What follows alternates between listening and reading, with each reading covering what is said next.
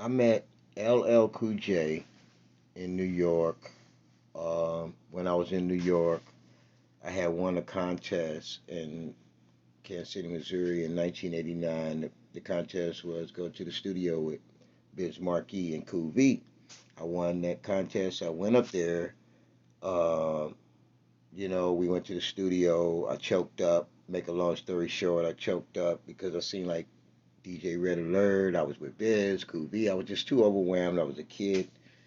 So I was choked up. So I came out of there crying, and Biz was like, "It's gonna be And okay."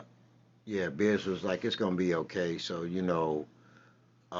later that night, he was like, he took me to a party, which happened to be Big Daddy Kane's 21st birthday party. So I'm in there. It's all kind of people there. I seen Run DMC. I seen Dougie Fresh. I seen Queen Latifah. I seen so many people, different people.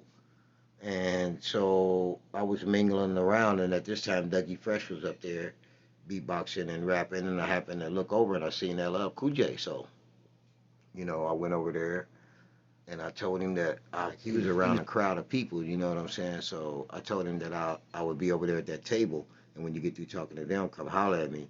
And so when he got through, he came over there where I was, and I was sitting at this table.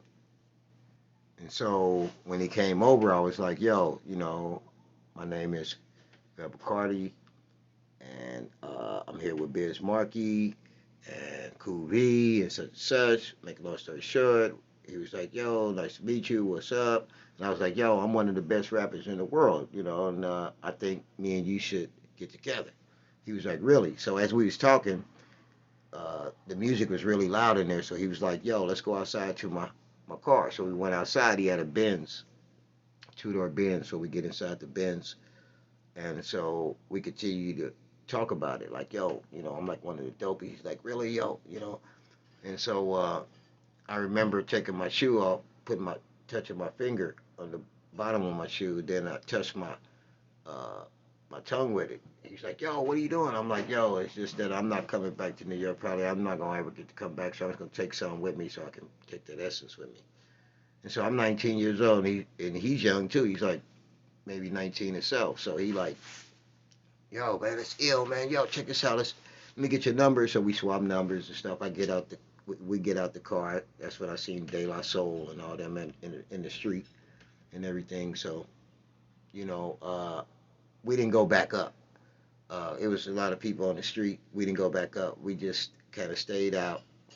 And make a long story short, went back to Biz's house. Me and my friend Craig, we left.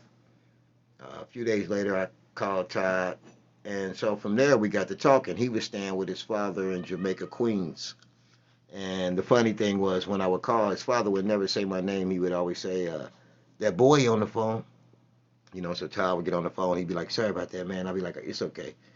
But we would always talk about lyrics and bars and stuff. And I remember him really being intrigued with MC Ren because gangster music was really starting to kick off, and he was intrigued by MC Ren, but we would always talk about lyrics. So I decided one day, I told him, I said, like I said, I was one of the best in the world. I think I can get you.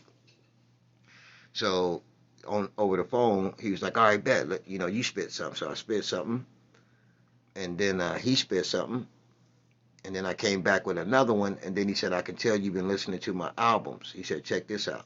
So then he spit another one. I mean, incredible lyrics, which later became that song Nitro. But I was like, yeah, man, that's how I want to do it. He was like, yeah, see, you gotta be original, you know what I'm saying? And he noticed that I was listening to his records, so I knew that was a thing that I was gonna have to work on my identity. But we continued to talk about bars, and we was trying to get the spiritualness out of it. I mean, I remember when LL used to be like, yo, Vel, go in the mirror and let's focus and let's see if we can see each other. He would say stuff like that to me, and but uh, we would always talk about lyrics and stuff like that. So the beginning of my basis of understanding the jewels of the bars and the lyrics, I owe that to LL Cool J, Biz Markie, and Cool V. This was the beginning of me actually playing a role in hip hop while hip hop was moving at the time, and that was 1989. So, that was the beginning of my city uh, becoming a part of hip hop.